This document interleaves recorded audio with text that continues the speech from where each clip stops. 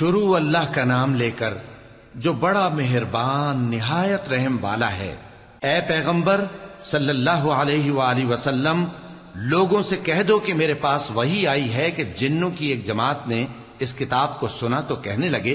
کہ ہم نے ایک عجیب قرآن سنا جو بھلائی کا رستہ بتاتا ہے، سو ہم اس پر ایمان لے آئے، اور ہم اپنے پروردگار کے ساتھ کسی کو شریک نہیں بنائیں گے، اور یہ کہ ہمارے پروردگار کی شان بہت بلند ہے، وہ نہ بیوی رکھتا ہے نہ اولاد،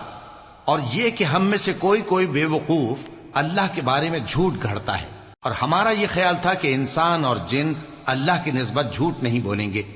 اور یہ کہ بعض بنی آدم بعض جنات کی پناہ لیا کرتے تھے تو اس سے ان کی سرکشی اور بڑھ گئی تھی، اور یہ کہ ان کا بھی یہی اعتقاد تھا جس طرح تمہارا تھا کہ اللہ کسی کو نہیں زندہ کرے گا، اور یہ کہ ہم نے آسمان کو ٹٹولا تو اس کو مضبوط چوکیداروں اور انگاروں سے بھرا ہوا پایا، اور یہ کہ پہلے ہم وہاں بہت سے مقامات پر فرشتوں کی باتیں سننے کے لیے بیٹھا کرتے تھے، اب کوئی سننا چاہے تو اپنے لیے انگارہ تیار پاتا ہے، اور یہ کہ ہمیں معلوم نہیں کہ اس سے اہل زمین کے ساتھ برائی مقصود ہے یا ان کے پروردگار نے ان کی بھلائی کا ارادہ فرمایا ہے، اور یہ کہ ہم میں بعض نیک ہیں اور بعض دوسری طرح کے، ہمارے کئی طرح کے مذہب ہیں، اور یہ کہ ہم نے سمجھ لیا ہے کہ ہم زمین میں خواہ کہیں ہوں اللہ کو ہرا نہیں سکتے اور نہ بھاگ کر اس کو تھکا سکتے ہیں، اور جب ہم نے ہدایت کی کتاب سنی اس پر ایمان لے آئے، سو جو شخص اپنے پروردگار پر ایمان لاتا ہے تو اس کو نہ نقصان کا خوف ہے نہ کسی طرح کے ظلم کا، اور یہ کہ ہم میں بعض فرما بردار ہیں اور بعض نافرمان ہیں، تو جو فرما بردار ہوئے وہ سیدھے رستے پر چلے، اور جو نافرمان ہوئے وہ دوزخ کا ایندھن بنے۔ اور اے پیغمبر صلی اللہ علیہ وآلہ وسلم،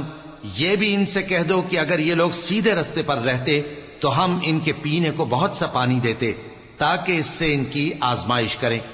اور جو شخص اپنے پروردگار کی یاد سے منہ پھیرے گا وہ اس کو سخت عذاب میں داخل کرے گا، اور یہ کہ مسجدیں خاص اللہ کی ہیں تو اللہ کے ساتھ کسی اور کی عبادت نہ کرو، اور جب اللہ کے بندے یعنی یہ پیغمبر صلی اللہ علیہ وآلہ وسلم اس کی عبادت کو کھڑے ہوئے تو کافر ان کے گرد ہجوم کر لینے کو تھے۔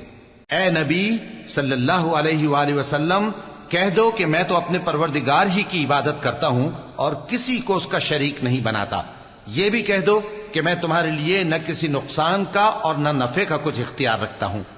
یہ بھی کہہ دو کہ اللہ کے عذاب سے مجھے کوئی پناہ نہیں دے سکتا اور میں اس کے سوا کوئی جائے پناہ نہیں پاؤں گا، ہاں اللہ کی طرف سے احکام کا اور اس کے پیغاموں کا پہنچا دینا ہی میرے ذمہ ہے، اور جو شخص اللہ اور اس کے پیغمبر کی نافرمانی کرے گا تو ایسوں کے لیے جہنم کی آگ ہے، وہ ہمیشہ ہمیشہ اس میں رہیں گے، یہاں تک کہ جب یہ لوگ وہ دن دیکھ لیں گے جس کا ان سے وعدہ کیا جاتا ہے، تب ان کو معلوم ہو جائے گا کہ مددگار کس کے کمزور ہیں اور شمار کن کا تھوڑا ہے۔ کہہ دو کہ جس دن کا تم سے وعدہ کیا جاتا ہے میں نہیں جانتا کہ وہ عنقریب آنے والا ہے یا میرے پروردگار نے اس کی مدت دراز کر دی ہے، وہی غیب کا جاننے والا ہے، سو کسی پر اپنے غیب کو ظاہر نہیں کرتا، ہاں جس پیغمبر کو پسند فرمائے اور اس کو غیب کی باتیں بتا دے تو اس کے آگے اور پیچھے نگہبان مقرر کر دیتا ہے تاکہ معلوم فرمائے کہ انہوں نے اپنے پروردگار کے پیغام پہنچا دیے ہیں، اور یوں تو اس نے ان کی سب چیزوں کا ہر طرف سے احاطہ کر رکھا ہے اور ایک ایک چیز گن رکھی ہے۔